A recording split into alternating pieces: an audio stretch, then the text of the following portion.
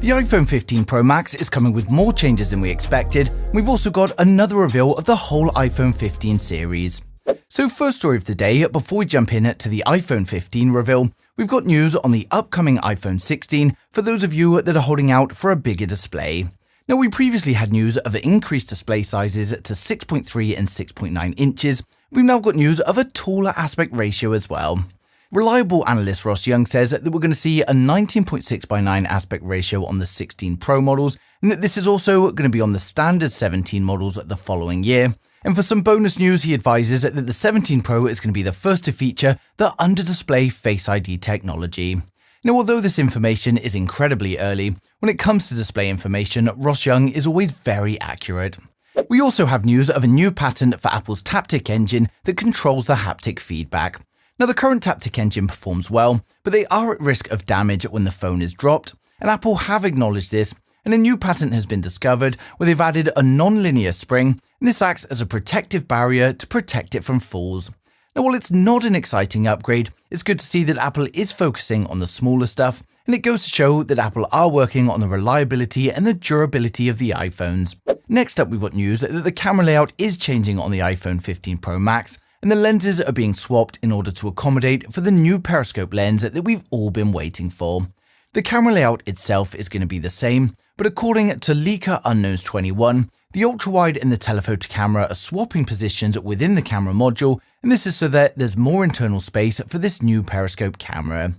Now, we've also got another update from TechRev on Twitter, and he says that the iPhone 15 Pro Max is going to be sticking with the same 48 megapixel primary camera that we had on the 14 Pro Max, and that the only change is going to be a periscope camera. Now, given that not much else is changing with the iPhone, I think it would be a strange move from Apple, but we're going to have to wait and see if this is correct. Next up, we've got great news on the charging of the iPhone 15 series, and it's reported to fully support the Qi 2 standard wireless charging. While current iPhones do support Qi 2, if they're not certified for iPhone, it means it doesn't get the full charging speed. Now, the full support of Qi 2 is going to mean that chargers won't need Apple's certification, and that all Qi 2 chargers are going to provide a 15-watt wireless charging speed for iPhones. This is great news if you're out and about and need to borrow someone else's charger. Now, next up, we've got another reveal of the whole iPhone 15 series thanks to Mac Rumors on YouTube. Again, these are dummy units for the whole range, but they are accurate models based on CAD data provided by case manufacturers. Now, the dummy models again confirm USB-C ports on all versions of the iPhone 15, and this is great news for Apple fans. They also show more rounded corners on the iPhone 15 Pro models, and while they still retain the flat edge design, it should be a lot more comfortable to hold in your hand.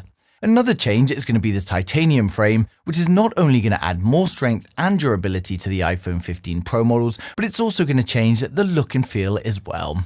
One of the biggest changes is, of course, the new action button instead of a mute switch, and as I previously advised, this new button is going to be for more than just muting. We're going to have options like tap, double tap, triple tap, and hold. And this will, of course, mean a lot more quick access shortcuts for the iPhone 15 Pro models. Now, the final difference is going to be the dynamic island on all four models of the iPhone 15, so even the iPhone 15 and the iPhone 15 Plus will have a dynamic island.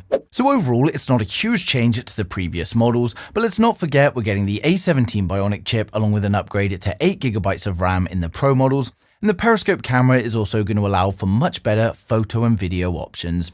Now, it's probably not going to push people with the iPhone 14 to rush for an upgrade, but for anyone with an older iPhone, then it's certainly going to be a great choice. Now, that's it from me today, but as soon as anything else comes in, I'm going to be sharing it straight away, so make sure you hit subscribe so you don't miss a thing in the future.